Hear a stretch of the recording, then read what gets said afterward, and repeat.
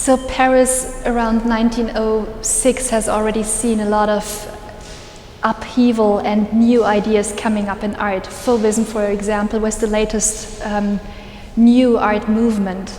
It was gay, it was colorful and bright. And one of the critics at the time said that it was done by les fauves, by wild people. And Cubism came right afterwards. So it was already a time where artists and the avant-garde in general was searching for new ways of expression and to leave behind centuries really of tradition. And Cubism, I guess, was deeply inspired by African works of art that were swept to the European continent through the history of colonialism, of course, and who became then available for artists to see in ethnographic collections, in private collections. And also in 1906 there was this fantastic, great retrospective of the late painter Cézanne, who had just died in 1906. So I would imagine that the entire artistic avant-garde of Paris went there to see the oeuvre of Cézanne on display. And in our first two rooms, we actually show these two influences, primitivism, so-called primitivism, and the influence of Cézanne on the development of Cubism. So basically, artists had this deep desire to do away with detail and bring out something that was more expressive because it was clearer in design, structured, and then cubist. So Louis Vaucel, for example, who had dubbed Fauvism done by the Fauve, then said, oh, this is like, there are all these small cubes, and that's what gave Cubism its title or its name. So that was a very fitting term at the time, but of course Cubism developed further from something that was like geometricized, if you could call it that, into something that posed basic questions about how do we show things, objects, on a two-dimensional canvas? How do we deal with something as old and traditional as perspective? And how can we recreate a different sort of perspective? How can we deal with space in a different way? And do away with all the illusionistic means that have dominated art history for almost 500 years, basically since the Renaissance. So Cubism at first is this desire to reduce and to construct a different view of the world on the two-dimensional canvas. It becomes more and more abstract. And then around 1911, there's this incredible moment where the works are so abstract that Picasso and Braque, who are the founders of Cubism and who've really pushed the entire Cubist language forward, where they decide we need to introduce something that anchors the work in real life, something that is recognizable.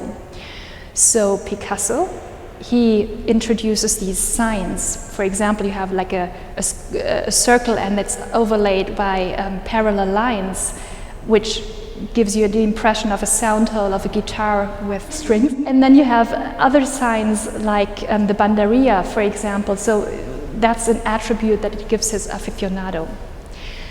Braque at the same time introduces letters, stenciled letters, because he was trained as a decorative painter, so he knew the technique, and he introduces these letters into the painting, into the canvas.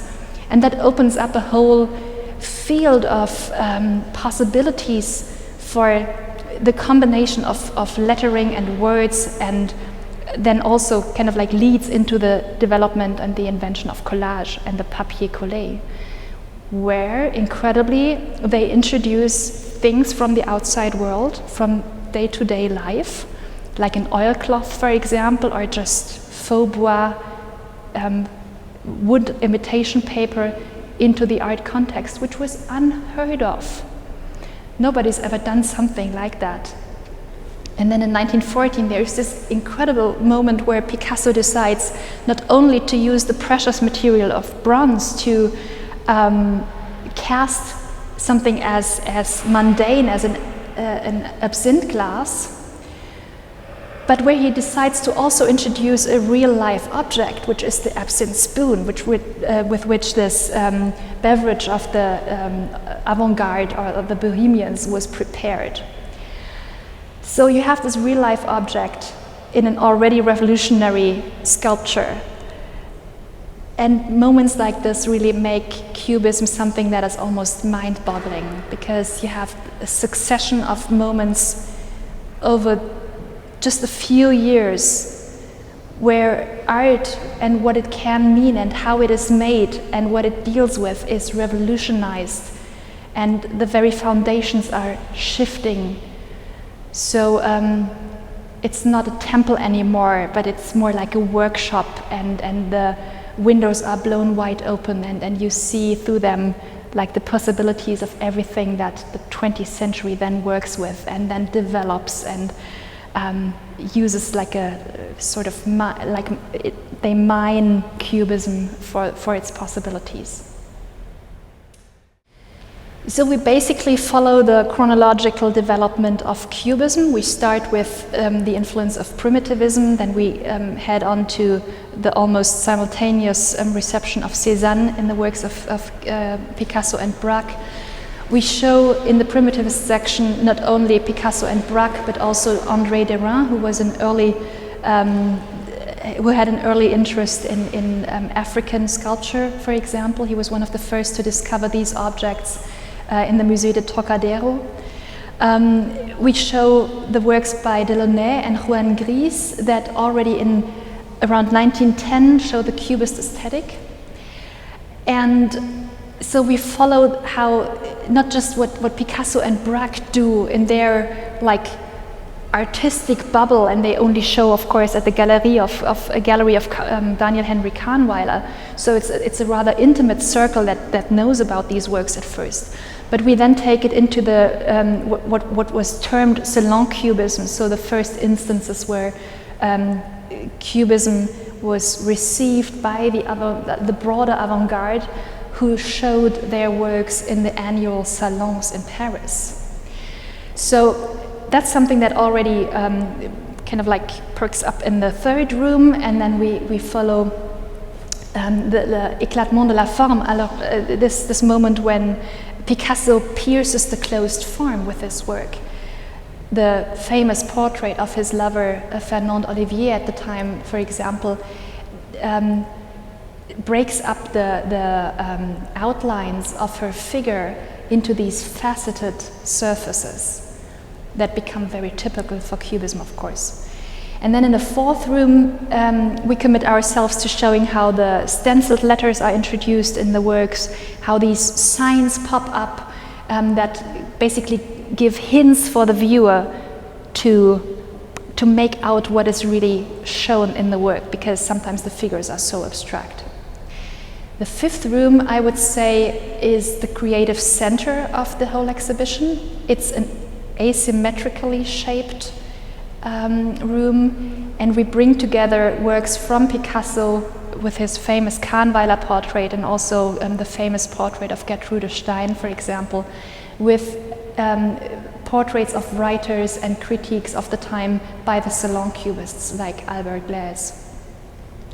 And also we deal with the artistic collaborations that were instigated by Kahnweiler, for example, between Max Jacob and Picasso, or Blaise Cendrars and Sonia della Mae. In the sixth room, we basically take a very close look at materials, how they're dealt with in Cubism, and color. So the reappearance of color is the most astounding thing in Cubism, because it was kind of like seeping away until 1911, because the Cubists were so concerned with form and shape and perspective that they had to reduce the color in their works. And then in 1912 there is this moment where color flares up and becomes one of the most central aspects for painters like Delaunay and Fernand Léger. In the seventh room we follow the story of the invention of the papier collé and also the constructions, and these are just amazing works because Picasso basically takes a few pieces of wood and combines them into something that looks so mundane, but also so breathtakingly beautiful. And it is just a revolutionary object. In the 8th room, we showed like the masterpieces of Salon Cubism, and one of them is our famous Hommage à Blériot by Robert Delaunay, and it's shown right alongside, due to the cooperation with the Centre Pompidou, with the work of his wife, Sonia della Mae, which were both created for the Salon at 1914. So that's a rather colorful and big affair, because these formats and also the subjects of the works of the Salon Cubists are so different in kind than what Picasso and Braque are doing. They are not small and intimate, almost concerned with just like still life, figure, and landscapes, so very traditional subjects for the painters, but they are concerned with everyday life, with the Eiffel Tower, for example, or with the newly introduced electric lighting of the Paris boulevards.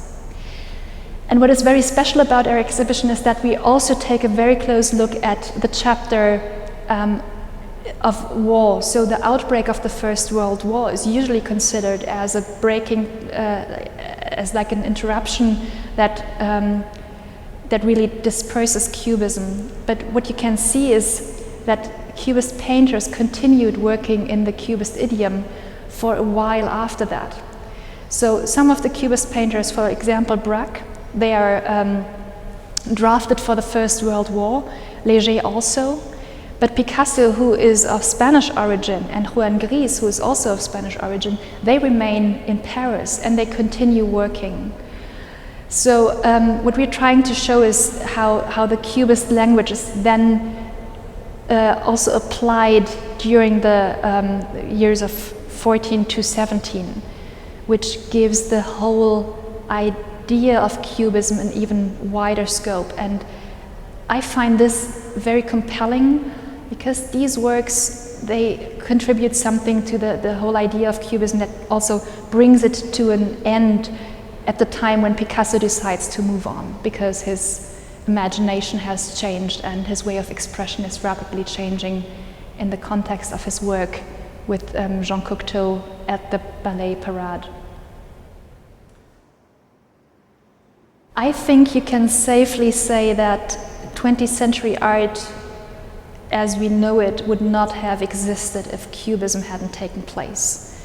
So, as I already mentioned, Cubism is something like that's mined by almost everyone who comes after the Cubists, because there are so many things that you can take up and develop further, be it the introduction of everyday materials into the artistic context, or just the basic revolution that you don't have to create something on the two-dimensional canvas that even remotely looks like what you're seeing with your eyes. There's an entirely new world within ourselves, within our imagination, to comprehend the world and to then depict it.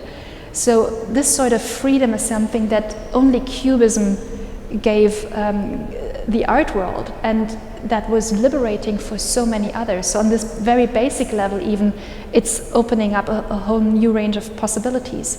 That they, for example, used colors that were made for everyday use. For example, the color that you used to paint your house, it was called ripoline, or house paint.